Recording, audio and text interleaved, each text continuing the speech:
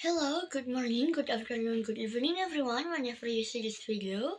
I am Putu Andina Saraswati and today I will explain about the inflation rate in Indonesia. Inflation and business trends are tightly linked, kind of like the economy's cause and effect duo. When inflation changes, it can ripple through almost every part of a business, from cost and pricing strategies to consumer demand and long-term planning. It affects pretty much everything in the economy, from how much grocery costs to how far your paycheck goes, and even whether people decide to save, invest, or spend. Now we move to the next slide. It is the cause of the inflation. Current 2025 key causes of low inflation is electricity tariff cuts. A 50% reduction in electricity tariffs significantly lowered household expenses and business operating costs, reducing overall price pressures.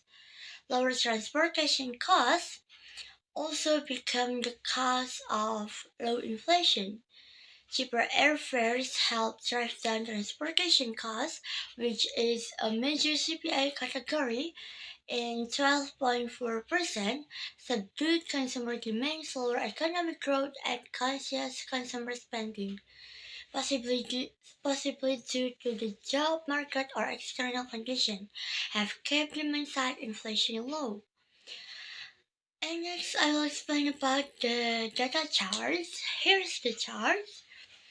So Indonesia's consumer prices rose by 1.03% year in March 2025, reversing a 0.09% decline in the prior month, but falling short of market consensus of a 1.16% of increase. This was the highest reading since December, amid a recovery in spending during the fasting months and ahead of the Eid al-Fitr festivities. Prices increased further for food, 2.07 versus 2.25% in February, held in 1.80% versus 1.79%. Accommodation in 2.26% versus 2.47%, and transport 0.83% versus 0.94%. Meanwhile, housing prices fell much slower in minus 4.69% versus 12.08%, following the expiration of the 50% electricity tariffs rebate that was in place during the first 2 months of 2024. At the same time, a drop in communication prices extended by minus 0.24% versus minus 0.26%. Core inflation, which excluded administrated and volatile food prices, stood at 20 months top of 2.48%, below forecast of 2.50%. On monthly basis, consumer prices increased by 1.65%, and the most since December 2014, after a 0.48% drop in February, but below estimates of 1.78% of gain. So the categories of inflation. In Indonesia, the Consumer Price Index or CPI is a measure of change over a specified period of time in the general level of prices of goods and services that a given population acquires, uses or pay for consumption. The CPA covers the urban population in the 44 provincial capital cities and regency capital cities in the country.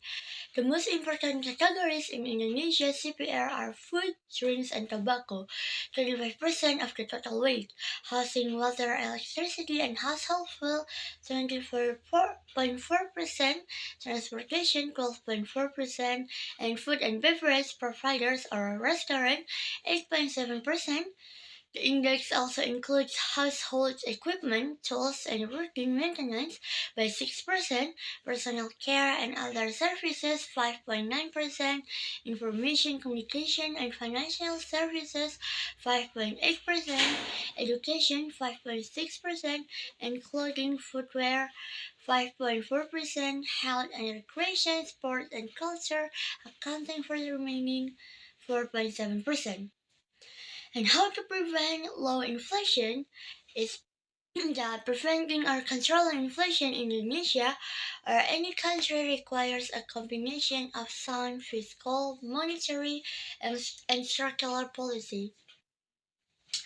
Here are the several ways Indonesia can manage inflation. The first is monetary policy by Bank Indonesia. Interest rate adjustment. Raising interest rate can help control inflation by reducing consumer spending and slowing down borrowing.